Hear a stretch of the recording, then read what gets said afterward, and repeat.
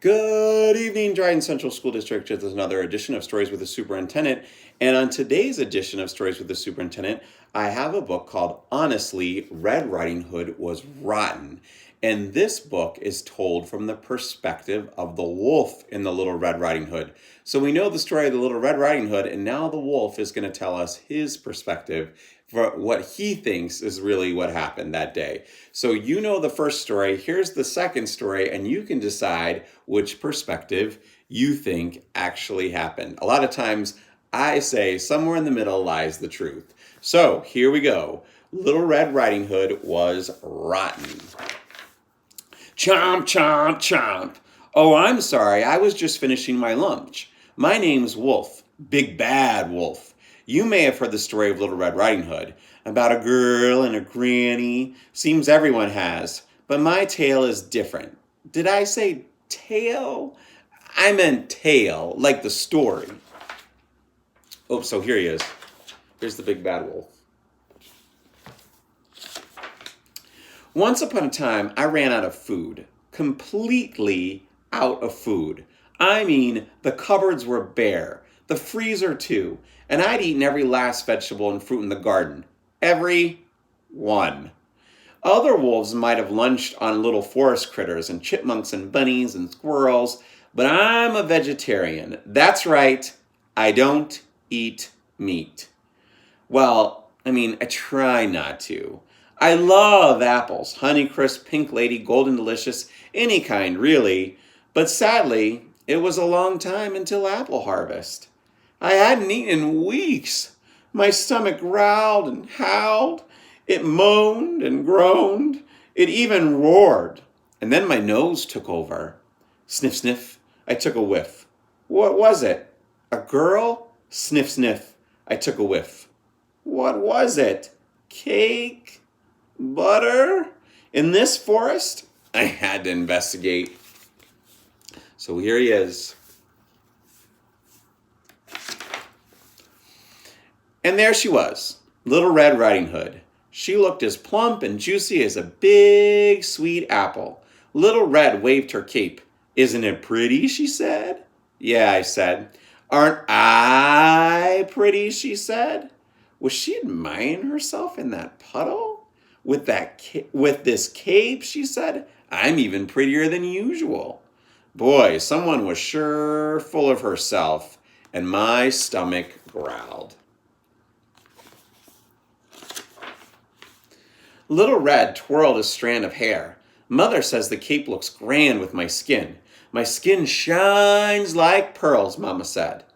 Or the meat of a ripe apple, I thought, licking my chops. Remember, I hadn't eaten in weeks. It was time to chomp. But then Little Red said, I can't wait until Granny sees how pretty I am today. I'm bringing her cake and butter from my mother. My stomach howled. 2 meals? I thought, Granny for breakfast and Little Red for lunch, and cake and butter for dessert. Where does Granny live? I asked. Little Red pointed, down there in the clearing, that brown house. I knew that house, and I had a plan. So here she is, showing him where to go.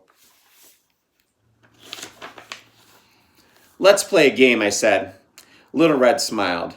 I'm awesome at games. I bet you are, I said. You take this path and I'll take that path, and let's see who arrives at Granny's first. I will, she said. I'm the prettiest and the fairest. I bet you are, I said.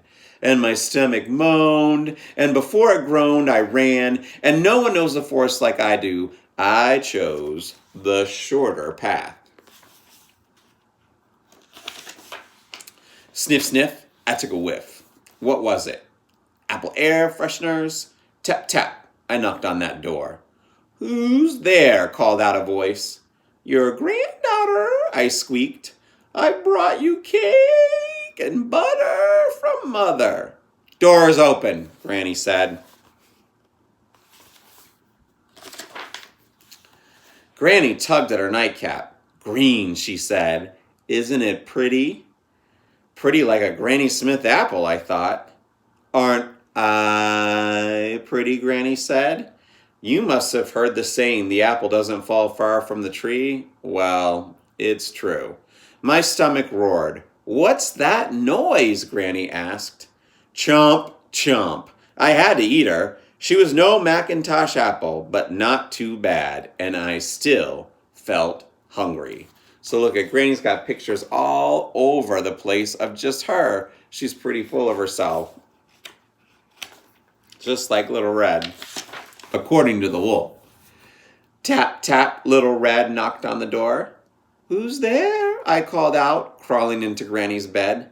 Your granddaughter, Little Red said. I've brought you cake and butter from Mother. Doors open, I said. Little Red walked in and caught a glimpse of herself in the mirror. Isn't my cape pretty, Granny? She said. Aren't I pretty? I clenched my teeth.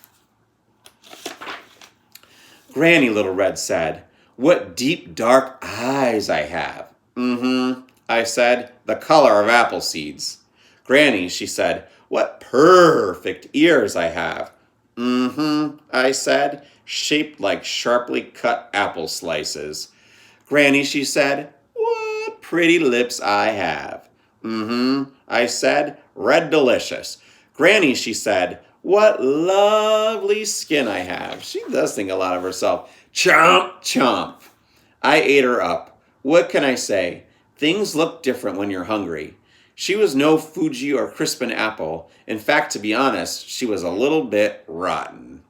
But she was better than nothing. And plus, I got cake and butter for dessert.